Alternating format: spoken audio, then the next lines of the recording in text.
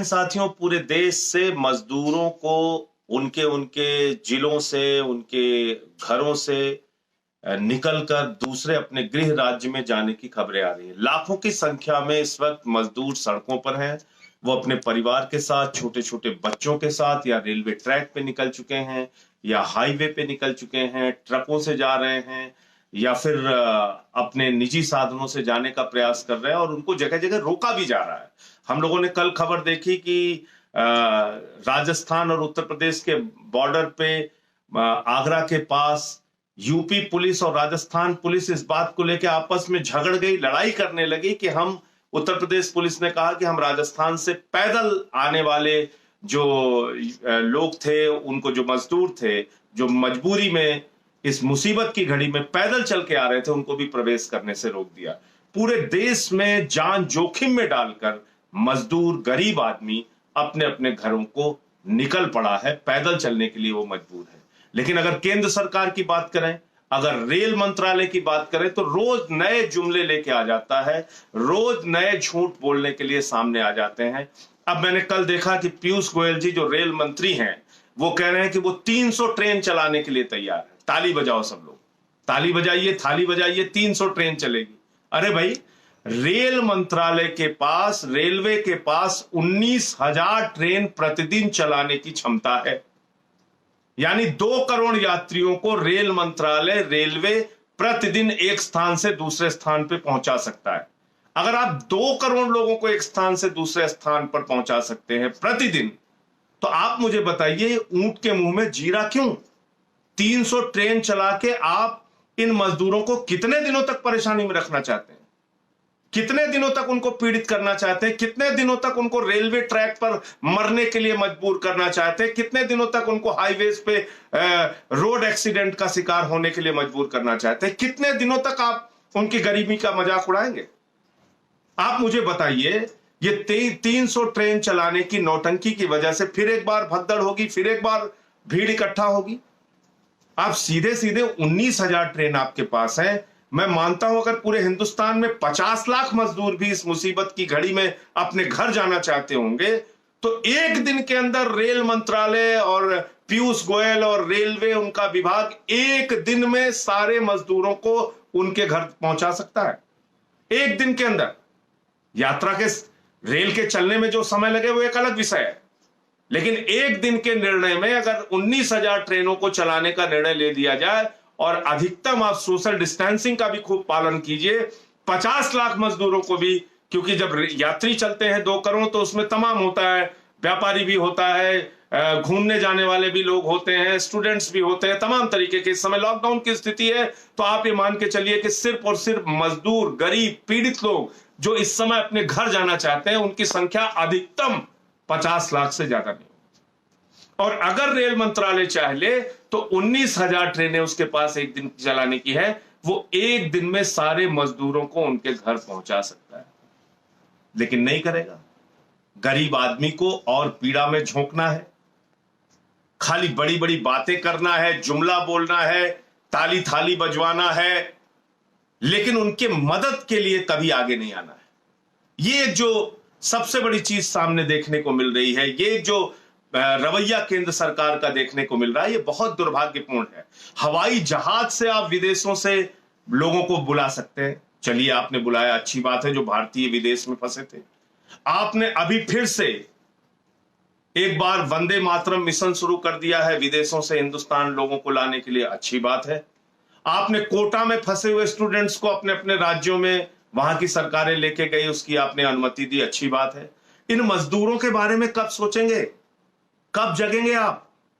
16 लोगों की ट्रैक पे जान चली गई औरंगाबाद में, 42 लोगों की रोड एक्सीडेंट में जान चली गई। उनके लिए आपके पास पैसा नहीं है, उनके लिए कोई योजना नहीं है। 68,000 करोड़ रुपए नीरव मोदी, मेहुल चौकसी जैसे 50 पूंजीपतियों का ये, मजदूरों को जब पैकेज देने की बात आती है, पैसा देने की बात आती है, तो सरकार हाथ खड़े कर लेती है। ये कैसी सरकार इस देश के अंदर चल रही है? आप मुझे बताइए, एक व्यक्ति पे अगर 1,000 रुपए का भी खर्चा आप मान लीजिए, और मान लीजिए कि 50 लाख मजदूर अपने घर जाना चाहते हैं, तो कितना खर्चा आएगा? मात्र 500 करोड़ रुपए। पीएम केयर्स में हजारों करोड़ रुपए लोगों ने चंदा दे दिया है। 30 लाख करोड़ रुपए का देश का बजट है, देश की सरकार का बजट 30 लाख करोड़ रुपए है। उस 30 लाख करोड़ रुपए में से 500 करोड़ रुपए का पैकेज भी इन गरीब मजदूरों के लिए नहीं निकल सकता है। इन गरीब मजदूरों को उनके घर पहुंचाने के लिए 500 करोड़ का इंतजाम सरकार नहीं कर सकती है। वो सरकार जो गुजरात के अंदर 190 करोड़ रुपए का रूपानी मुख्यमंत्री के लिए जहाज खरीदती है, 190 करोड़ रुपए का जहाज खरीदने का पैसा आपके पास है, अनाप शनाप खर्च करने का पैसा आपके पास है, हजारों करोड़ रुपए लुटाने बहाने का पैसा आपके पास है, 68,000 करोड़ रुपए पूंजीपतियों का माफ करने का पैसा आपके पास है। इन लाखों मजदूरों के लिए जो पैदल चलने के लिए मजबूर हैं, जिनके पैर में चप्पल नहीं है, छोटे छोटे बच्चों को लेके वो लोग चल रहे हैं, नमक रोटी खा के चल रहे हैं, चटनी रोटी खा के चल रहे हैं, रास्ते में उनकी जान चली जा रही है, उनके लिए 500 करोड़ रुपए का इंतजाम ये सरकार नहीं कर सकती है। और मुझे तो समझ में नहीं आता कि किस तरह से घोषणाएं करती है ये सरकार। रेल मंत्री, मेरी गणित समझा दे रेल मंत्री जी, वो अपने आप को कहते हैं वो सीए हैं, बहुत पढ़े लिखे हैं, मुझे जरा समझाइए। मैं एक वीडियो दिखा रहा हूं, आप सूरत से आने वाला मजदूर है, इसको सुन लीजिए, आप सुनिए। आपका सूरत से क्या करते थे आप? वो कपड़ा बिनाई करता हूँ। आपका टिकट कितने का है? 650 का। तो 150 रुपए ज्यादा? हाँ, 150 रुपए ज्यादा लिया, वो दलाल लोग लिया है, तो टिकट दिया नहीं, टिकट नहीं लिया, और रात भर हम लोग। अब देखिए, ये सूरत से जामो, जामो पड़ता है अमेठी में, ये सूरत से जामो आने वाला यात्री है, मजदूर है, मजबूर है, गरीब आदमी है, जिसने 650 रुपए का टिकट कटवाया, सामान्य दर्जे का टिकट। 650 रुपए के टिकट पे 150 रुपए वो बता रहा है कि दलाली देनी पड़ी, 800 रुपए इसको टिकट देना पड़ा। पीयूष गोयल जी, आप जरा मुझे बताइए, आप कहते हैं आपने 85% किराया माफ कर दिया, तो क्या सूरत से अमेठी का टिकट 4-5 हजार रुपए है क्या? अगर आप 15% किराया ले रहे हैं मजदूरों से, वैसे तो इसे राज्य सरकार को देना चाहिए, मान लीजिए योगी जी ने नहीं दिया, अगर मजदूरों से ही आपने 15% लिया तो 650 रुपए कैसे लिया? किस गणित के हिसाब से लिया? क्या पीयूष गोयल और उनका रेल मंत्रालय इन गरीब मजदूरों को इस मुसीबत की घड़ी में लूटने का काम कर रहा है? भ्रष्टाचार कर रहे हो आप इन मजदूरों के साथ। 650 रुपए इनसे वसूला जाता है। दिल्ली से मुजफ्फरपुर जो ट्रेन गई उसमें भी 535 रुपए लिया गया। अगर 15% किराया लिया जा रहा है एक आदमी से, तो 535 रुपए दिल्ली से मुजफ्फरपुर की ट्रेन का किराया कैसे हो गया 15%?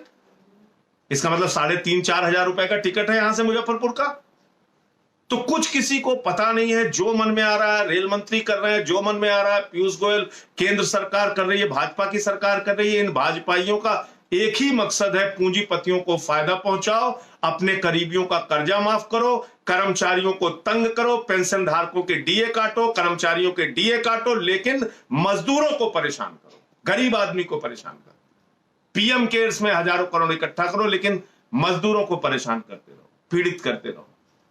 तो मैं समझता हूं कि आज इसके खिलाफ सबको एकजुट होकर आवाज उठाने की जरूरत है। ये मजदूर भाई जो पीड़ित हैं, परेशान हैं, जिनका शोषण हो रहा है, हमने देखा अभी कुछ दिन पहले सूरत के अंदर झारखंड जाने वाले कुछ लोगों से 1,16,000 रुपए वहां के भाजपा नेता ने वसूल कर लिया और टिकट भी नहीं दिया। जब वो बेचारे झारखंड के लोग अपना पैसा मांगने गए कि भाई हमारा टिकट दे दो या पैसा दे दो, तो उनको बुरी तरीके से मार पीट के लहूलुहान कर दिया गया। ये हो रहा है यूपी, बिहार, झारखंड के लोगों के साथ। भारतीय जनता पार्टी की जहां सरकार है, गुजरात मॉडल जहां की सबसे ज्यादा चर्चा भाजपा ही करते हैं, ये है तुम्हारा गुजरात मॉडल। तुम वहां पर काम करने वाले प्रवासी मजदूरों को मारोगे, पीटोगे, उनसे पैसे की लूट करोगे, उनसे ज्यादा किराया वसूलोगे। ये दलाली खाने का काम भाजपा ही कर रहे हैं गुजरात के अंदर। तो ये देखने को मिला, और मैं आप लोगों से निवेदन करूंगा कि पूरे देश में इस संवेदनहीनता के खिलाफ आवाज उठाइए, केंद्र सरकार के खिलाफ आवाज उठाइए और उनसे अपील कीजिए कि इन मजदूरों को उनके घर पहुंचाने का इंतजाम किया जाए, उनके घर पहुंचाने का इंतजाम किया जाए। इसके अलावा कोई आज उत्तर प्रदेश के अंदर आम आदमी पार्टी की जितनी इकाई है, सभी जिलों के अंदर हमारे साथी उपवास पे बैठे हैं दिन भर के, और वहां मसला यह है कि योगी आदित्यनाथ ने ये जो 1200 किलोमीटर पैदल चल के यात्री लोग मजदूर अपने घर जा रहे हैं, उन मजदूरों का, श्रमिकों का कानून ही बदल दिया। कह दिया 3 साल तक श्रम कानूनों में पूरी तरह की ढील, और 12 घंटे भी उनसे कोई मालिक चाहे उनका तो काम करा सकता है। अब आप मुझे जरा बताइए कि एक तरफ तो वो बेचारे इतने मजबूर हैं कि 1200 किलोमीटर, 1000 किलोमीटर, 800 किलोमीटर पैदल चल के जा रहे हैं, और उन्हीं श्रमिकों के खिलाफ भाजपा सरकार की ये सोच है, योगी बाबा की ये सोच है कि उन्होंने श्रम कानूनों में बदलाव कर दिया। मध्य प्रदेश के अंदर, उत्तर प्रदेश के अंदर 3 साल के लिए श्रम कानून स्थगित कर दिए गए। गजब हाल है। आपको कोई और नहीं मिला शोषण करने के लिए, सिर्फ मजदूर, पीड़ित करने के लिए सिर्फ मजदूर, सड़क पे मरने के लिए सिर्फ मजदूर, पटरी पे मरने के लिए सिर्फ मजदूर, और कानूनों में बदलाव, उनका शोषण करने के लिए सिर्फ मजदूर वर्ग आपको मिला। तो ये हमारे जो ढोंगी बाबा हैं उनकी एक नापाक कोशिश है, जिसके खिलाफ आज उत्तर प्रदेश की हमारी पार्टी की इकाई हर जिले में उपवास कर रही है और ज्ञापन भेज रही है योगी आदित्यनाथ को। आप सभी साथियों के जज्बे को सलाम है। हम मजदूरों की आवाज उठाते रहे हैं, उठाते रहेंगे। बिहार के साथियों से भी कल चर्चा हुई है। बिहार के साथी भी अपने अपने जिले के अंदर लोकतांत्रिक ढंग से अपने घर पर ही बैठ के अपना विरोध दर्ज कराएंगे, और नीतीश कुमार की सरकार को इस बात के लिए मजबूर करेंगे कि जो मजदूर मजबूरी में, गरीबी में, आर्थिक तंगी के कारण फंसे हैं दूसरे राज्यों में और वो बिहार आना चाहते हैं, अपने घर आना चाहते हैं, उनको बुलाने का इंतजाम बिहार की नीतीश सरकार करे। इस बात के लिए वो लोग भी अपने स्तर पर प्रयास करेंगे, आंदोलन करेंगे। मैं आप सबको निवेदन करता हूं, विनती करता हूं पुनः कि आप लोग इन मजदूरों की, इन मजबूरों की, इन गरीबों की आवाज को बुलंद करें। जय हिंद, इंकलाब जिंदाबाद।